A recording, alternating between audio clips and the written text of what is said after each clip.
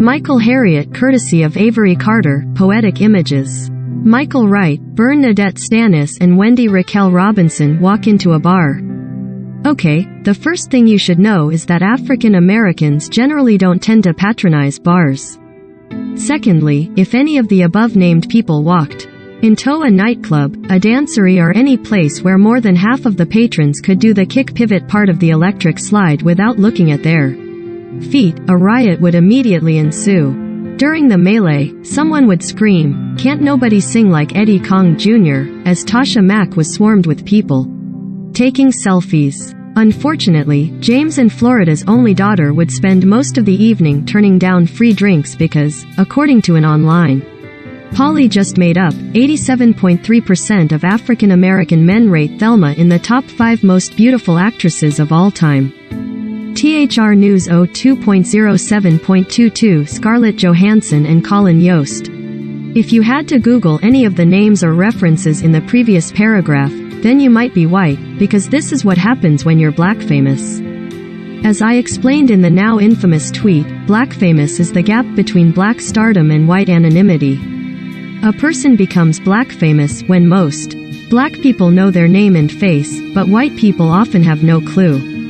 For example, while Barack Obama is famous, actor Clifton Powell is the standard bearer for black fame.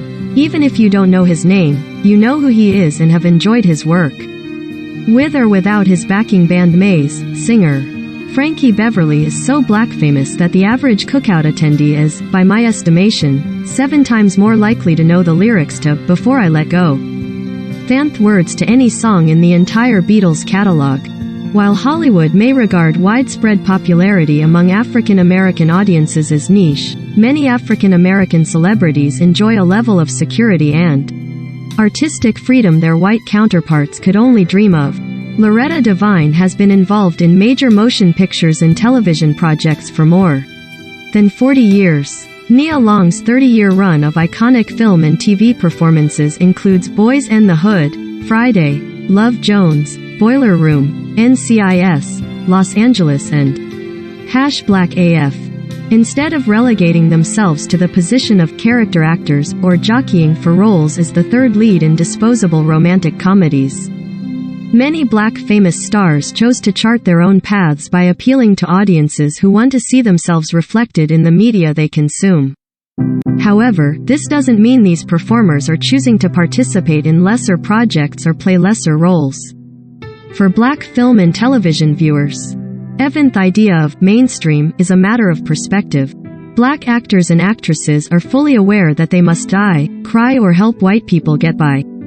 Usually by performing a pain-soaked version of blackness in a vehicle white people find interesting. To have any hope of winning acclaim, accolades or applause. Meanwhile, their more privileged peers can snag an Oscar by staring morosely into the middle distance in a film that makes $7.32.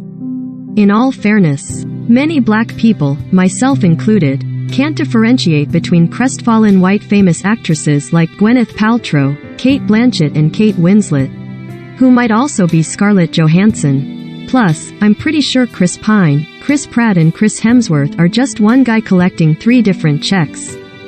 Thankfully, awards shows are now making an effort to be more inclusive, and most streaming services now have a section to highlight black voices. In Hollywood, there are black movies, and then there are just movies, because television and film executives are fully aware of an enunciated but uncomfortable truth about the entertainment industry. White people typically don't consume black art. Numerous studies have shown that, while black audiences will watch shows and movies featuring white characters, white audiences generally don't indulge in media with non-white leads. For instance, in the 1994-95 season, Fox's Thursday night lineup boasted the 3 highest-rated shows among black viewers: Martin, Living Single and New York Undercover.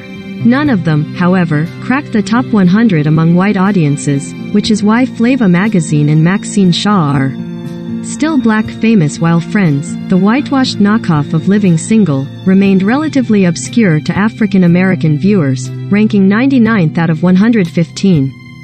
series for that audience. Yet even today, the top 10 network shows among black viewers mirror the list for white viewers, except for the occasional show with a black lead.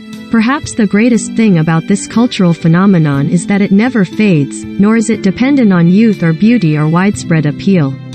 Lisa Ray will always be Diamond. And even if he never steps foot on another airplane or cruise ship, Tom Joyner can cut in line at any cookout in African America.